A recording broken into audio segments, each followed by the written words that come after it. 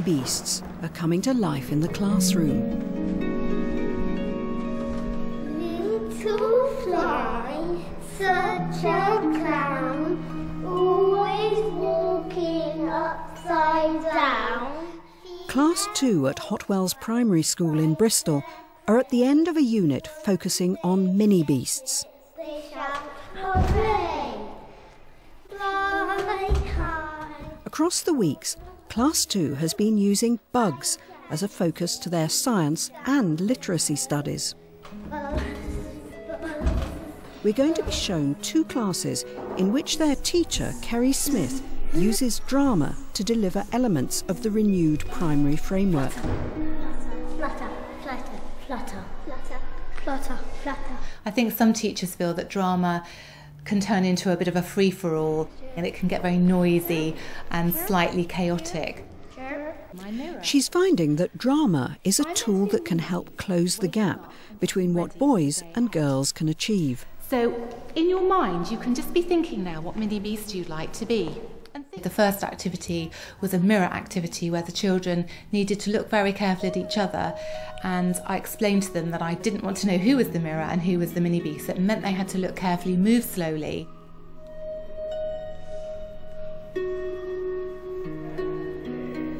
First, she demonstrates a mirror exercise. She's encouraging the scientists' critical looking skills. They had to reflect back how a mini beast looks to decide how they were going to pose and how they were going to move. I'm going to come and quickly put you into pairs, mirror and mini beast. Drama sits in the national curriculum as part of the English programmes of study, and it has to be taught within school. We're trying to cleverly weave it throughout the curriculum. The project came from the additional text-based unit, Really Looking. I chose to teach it this term, summer term 6, because of the work I'm doing on animals and plants locally, and it just weaves so perfectly with that, and the unit was devised with that in mind. I used as my starting point the school garden for life, where we took the children and they did a mini beast hunt. I then built on their observations, taking them to the ICT suite, and I had a pre-designated site that I'd logged into for the children. They did their own research, really looking carefully. I then decided crucially to add the drama. A spider. We have Silvo and Kezia, and I'd like you just to try and work out what mini beasts they are.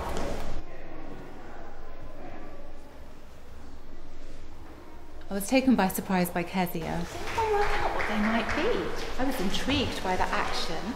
I was taken aback because I was guessing a mini beast that we might find locally. Ladybird.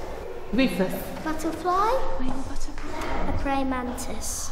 Kezia had decided to bring her knowledge of a praying mantis and how she looked closely at a praying mantis and how she'd read about that when we visited the computer suite. It was lovely to see her bringing that through into her drama and thinking very carefully about the characteristics of the praying mantis. Well, praying mantises, when they're afraid of something, they start going like that. That's fantastic, because Kezia has thought so much about her mini beast. She's able to bring that knowledge to her drama, and she's thinking really carefully about how she moves. So I think she deserves a clap, and Silvo.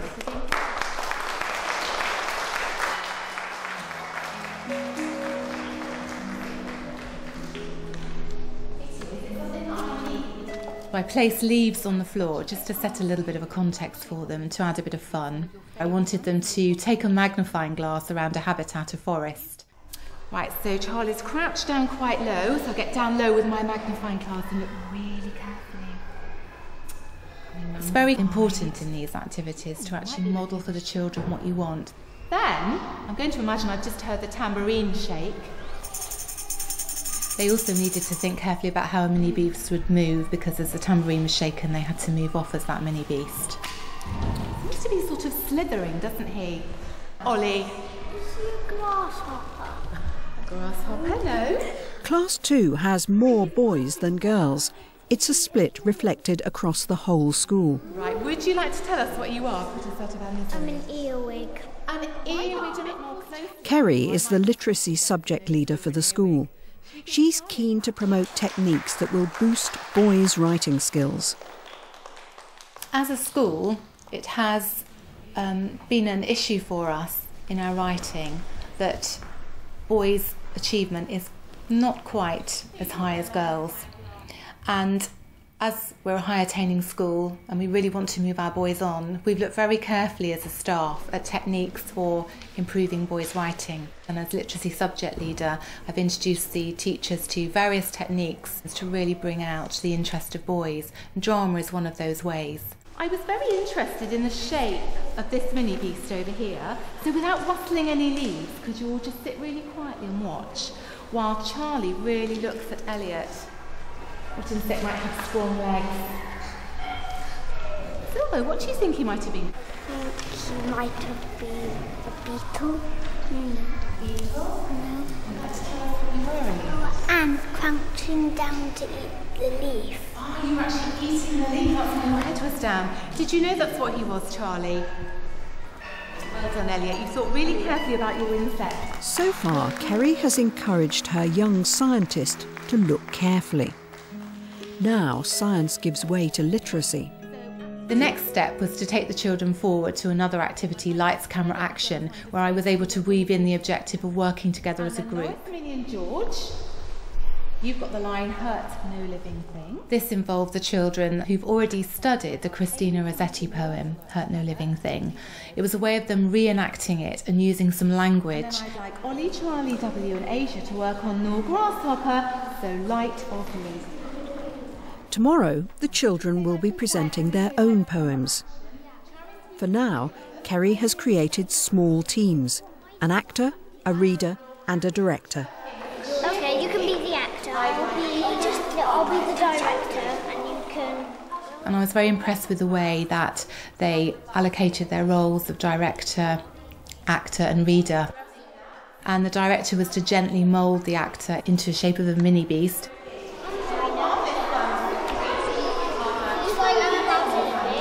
Grasshopper so light of leaf.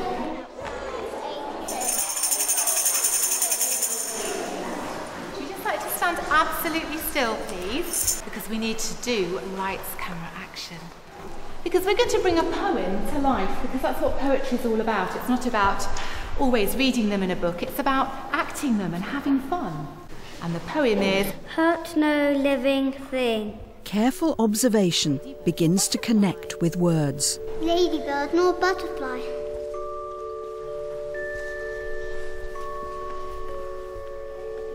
nor moth with dusty wing. Nor moth with dusty wing. Nor cricket chirping cheerfully. Nor cricket chirping cheerfully.